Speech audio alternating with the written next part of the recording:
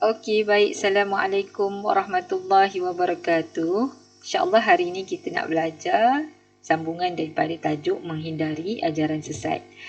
Okey, harap semua sudi mendengar apa yang Ustazah nak terangkan selepas ini. Okey, sebenarnya ajaran sesat ni dia ada kesan-kesan yang buruk pada aspek-aspek yang tertentu dalam kehidupan kita. Kita tengok aspek yang pertama iaitu agama. Okey, agama ya. Agama ni ia akan melemahkan, okay, tengok sikit ya. Dia akan melemahkan iman dan merosakkan akidah. Maksudnya kalau kita dah terlibat, akidah kita rosak, kita kena mengucap balik asyhadu an la ilaha illallah wa asyhadu anna muhammadar rasulullah. Okey, yang kedua, menjatuhkan imej umat Islam.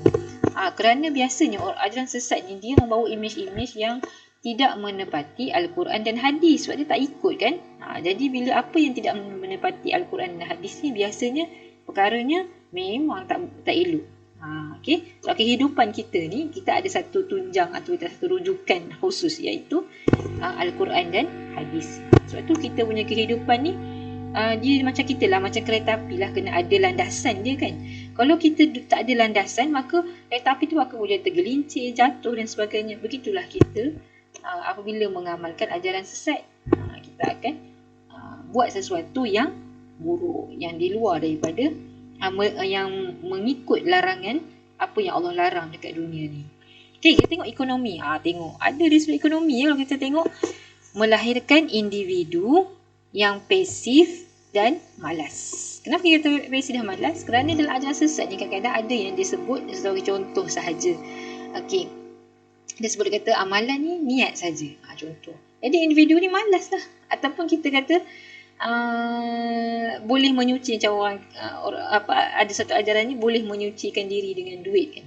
Okey, dengan duit. Maka tak payahlah pergi masjid dan sebagainya dan lain-lain lah.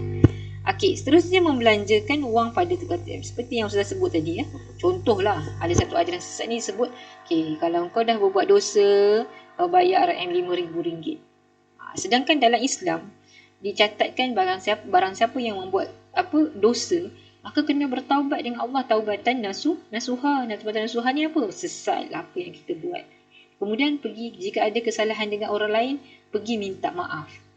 Pulangkan balik apa yang kita pernah terambil dan sebagainya. Kemudian jangan ulang dan teruskan melakukan kebaikan. Itu dalam Islam okay. Sebab Allah itu Maha Pengampun, Al-Ghaffar. Okey, baik. Seterusnya dari sudut politik. Tengok. Dari sudut politik pun kita ada kesan buruk. Okey, mengugat kestabilan politik. Iaitu biasanya akibat daripada tindakan keganasan. Kan, Ustazah beri contoh dah. Yang berada, yang kita nampak di luar negara, kumpulan apa? Subhanallah, Ustazah terlupa ya. Tapi pakaiannya, kaedah kumpulannya macam sebiji macam pakaian orang Islam, macam kumpulan tentera Islam. Tapi mereka ni bila berperang, mereka ganas. Okay. Jadi itu bukan apa yang Islam suruh. Jadi sebab itulah kadang-kadang ajaran sesat ni dia tidak merujuk kepada Al-Quran dan hadis. Maka dia mengikut apa yang ketua dia kata atau apa yang emosi kata. Yang tu susah, sesat lah. Okay. Seterusnya, mewujudkan suasana politik yang tidak harmoni akibat taksub pada pemimpin kumpulan. Biasanya ajaran sesat ni dia taksub dengan imam dia, kumpulan dia. Contoh, nak jadikan ketua kumpulan saya ni, kami ni jadi Perdana Menteri contohnya. Maka mereka buat satu gerakan untuk jatuhkan Perdana Menteri yang ada sekarang ni. Itu yang susah ya. Jadi sebenarnya akan mewujudkan suasana yang tidak harmoni. Okey, baik, sudut kemasyarakatan, of course lah mesti ada. Okey, membentuk individu dan masyarakat yang bersikap agresif dan kasar. Okey, sebab mereka ni nak menjayakan misi ajaran mereka. Tapi kalau dalam Islam kita ada misi yang apa yang disebut dalam Al-Quran.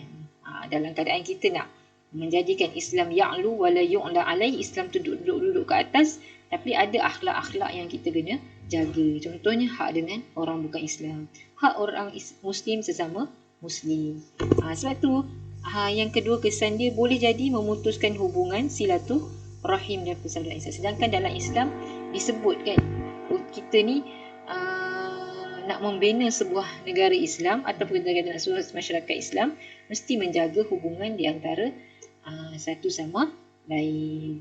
Okey, itu antara kesan buruk. So, jadi jangan terlibat dengan ajaran sesat. Perhatikan betul-betul ciri-ciri yang Ustazah telah terangkan sebelum ini.